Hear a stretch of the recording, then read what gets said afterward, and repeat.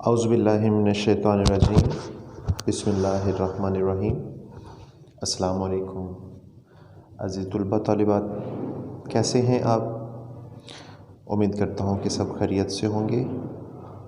اللہ تعالیٰ آپ کو اور آپ کے گھر والوں کو اپنے حفظ و امان میں رکھیں۔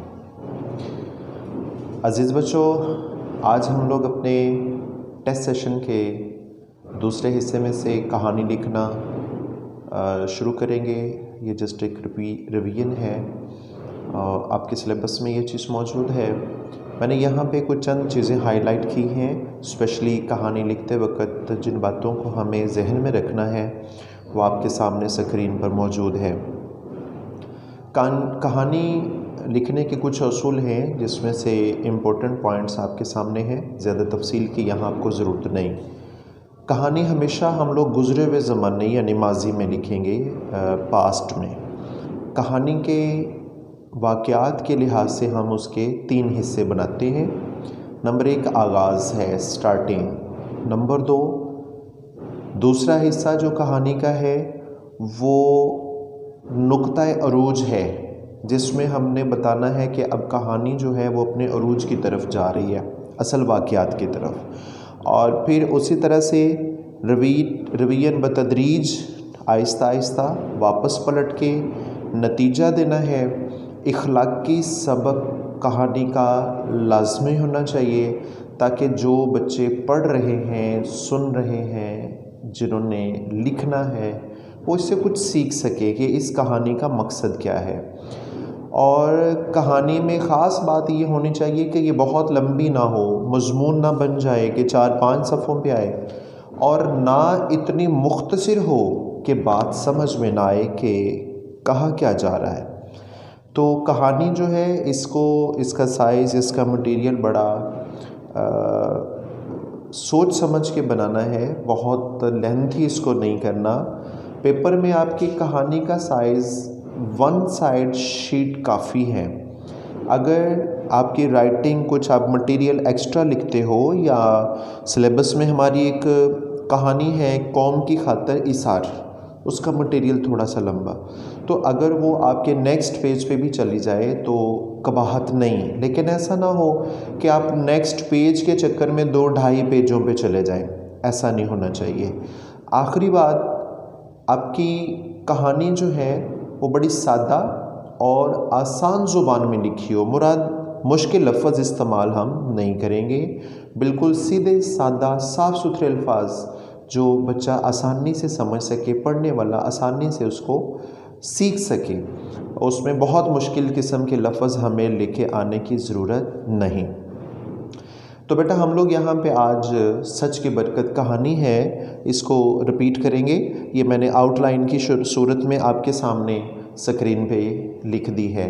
آؤٹ لائن کی صورت میں اس کو سٹینزا بھی شاید کہیں گے۔ تو اس طرح ہم لوگ کہانی کو اگر اس طرح سے دیکھ لیں تو بہت ساری چیزیں ذہن میں بیٹھ جاتی ہیں، اور پھر ان چیزوں کو پکڑ کے، ان پوائنٹس کو لے کے لکھنا آسان ہے۔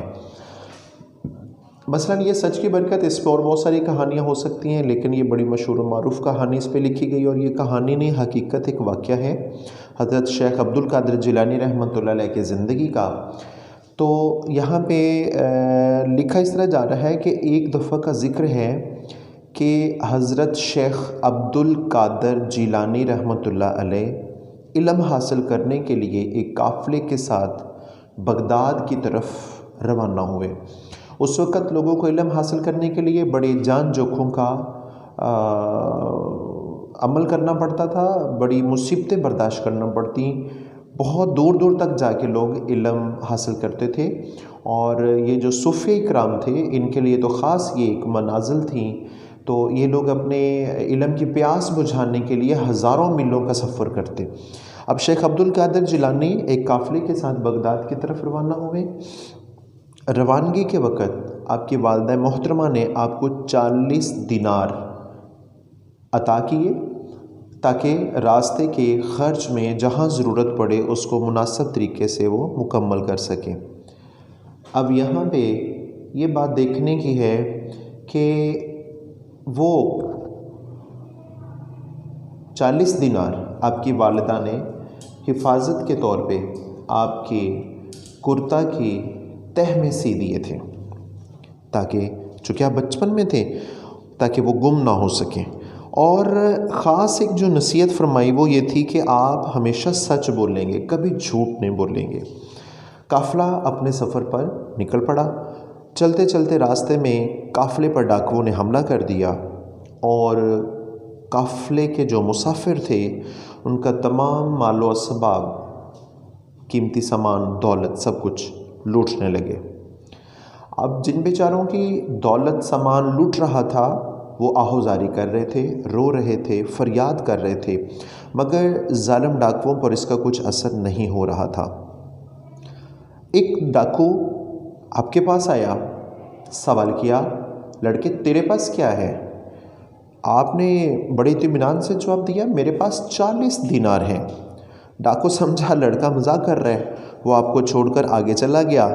ایک اور ڈاکو آپ کے پاس آیا، اس نے بھی آپ سے وہی سوال کیا، آپ نے پھر وہی جواب دیا۔ اسی طرح یکے بعد دیگرے 3 ڈاکوؤں نے لڑکے سے یہی جواب پایا۔ بار بار ایک ہی جواب ملنے پر ڈاکو غصے میں آ گیا اور وہ غصے میں اس لڑکے کو یعنی کہ حضرت شیخ عبد القادر جیلانی رحمۃ اللہ علیہ کو پکڑ کر سردار کے پاس لے گیا۔ سردار کو سارا واقعہ سنایا کہ یہ لڑکا کہتا ہے کہ میرے پاس 40 دینار ہیں۔ سردار نے اسے پوچھا، لڑکے کیا واقعی تیرے پاس 40 دینار ہیں؟ آپ نے اطمینان سے جواب دیا، ہاں میرے پاس 40 دینار ہیں۔ سردار نے کہا، وہ دینار کہاں ہیں؟ آپ نے جواب دیا کہ دینار میرے کرتے کی تہ میں سلے ہوئے ہیں۔ سردار آپ کے کرتے کی تہ میں سلے ہوئے دینار دیکھ کر بہت حیران ہوا۔ سردار نے پوچھا، اے لڑکے تجھے کس بات نے سچ بولنے پر مجبور کر دیا؟ تو تھوڑا سا جھوٹ بول کے یہ 40 دینار بچا بھی سکتا تھا۔ اس پر آپ نے بڑا خوبصورت جواب دیا، کہا کہ اس عہد و پیمانے، اس وعدے نے جو میری ماں نے مجھ سے لیا تھا، اب میں اپنی ماں کے وعدے کو توڑنے سے ڈرتا ہوں۔ روز قیامت اپنے خدا کو کیا جواب دوں گا کہ میں نے اپنی ماں سے وعدہ کیا تھا اور اس وعدے کو نبھا نہ سکا؟ سوچنے کی بات ہے۔ ایک بچے نے، آپ نے اپنے کردار سے یہ ثابت کر دیا کہ نمبر 1 ہمیں وعدہ خلافی نہیں کرنی چاہیے، نمبر 2 ماں کی نصیحت پر عمل کر کے دکھا دیا کہ ماں کی ہدایت، اس کی نصیحت، ماں کے حکم کی پیروی کے بغیر کامیابی نہیں ملتی۔ آج ہمیں یہ سوچنا ہے ہم کہاں کھڑے ہیں۔ تو یہاں اس کے بعد آگے کیا ہوا، وہ اس ڈاکو سردار نے جب آپ کی بات سنی تو وہ زاروں کی طرح رونے لگا۔ اس نے کہا، اے لڑکے تو کتنا فرما بردار ہے کہ اپنی ماں کے عہد کو توڑنے سے ڈرتا ہے، اور ایک میں ایسا بد نصیب اور نافرما ہوں کہ اپنے خدا سے نہیں ڈرتا۔ اللہ کے حضور میرا کیا حال ہوگا؟ سردار نے حکم دیا، کایا پلٹ گئی تھی۔ سردار نے حکم دیا، سارا لوٹا ہوا مال اسباب قافلے کے لوگوں کو واپس کر دو۔ خود لڑکے کے پاؤں میں گر پڑا، توبہ کی اور راہزنی کا پیشہ ہمیشہ ہمیشہ کے لیے ترک کر دیا۔ آپ کے سچ کی برکت سے وہ پیشہ ور ڈاکو جو تھے وہ توبہ کر کے نیک اور پارسا بن گئے۔ تو یہاں اخلاقی سبق ہمیں یہ ملتا ہے، سانچ کو آنچ نہیں، سچائی میں ہمیشہ برکت ہے، سچ کو کبھی بھی نیچ نہیں، سچ کو کبھی کوئی نقصان نہیں پہنچتا، سچ کی ہمیشہ جیت ہوتی ہے۔ تو یہاں حضرت شیخ عبد القادر جیلانی جب بچپن میں ایک بچے تھے تو ان کے اس سچائی کی عادت نے دیکھیں کتنے ڈاکوؤں کو اسلام قبول کرنے پر مجبور کر دیا۔ تو یہ بیٹا ایک کردار ہے۔ آج ہمیں بھی اس چیز کی ضرورت ہے کہ ہم اپنے کردار، اپنے گفتار کو اس قابل بنائیں کہ لوگ ہمارے کردار کو اچھا سمجھیں، ہماری گفتار کو سننا پسند کریں، ہماری بات کو سمجھ سکیں۔ ہمارا کردار اس طرح کا ہونا چاہیے کہ کوئی تو ہماری مثال دے سکے، ٹھیک ہے؟ تو ہمیں اس اچھی بات کو سچ بولنا چاہیے، جھوٹ سے بچنا چاہیے، اس چیز کو ہمیں اپنی زندگی میں شامل کرنے کی ضرورت ہے۔ آقا کریم صلی اللہ علیہ وسلم کی زندگی سے ایسے بے شمار مثالیں ملتی ہیں جہاں پہ آپ نے سچ کی تلقین فرمائی۔ تو بیٹا اس بات پہ عمل کریں، کہانی کو خود اپنا قواعد و انشاء کتاب میں سے ریپیٹ کریں اور اس کو لکھ کے اس کی پریکٹس کریں۔ کہانی لکھنے کے لیے آپ کے پاس اسٹینڈرڈ ٹائم میں نے آپ کو نوٹ کروایا ہوا تھا، آئی تھنک 10 منٹ میں نے آپ کو دیے ہیں، تو 10 منٹ میں یہ کہانی آپ کی مکمل ہونی چاہیے۔ کیپ اٹ اپ، اللہ حافظ۔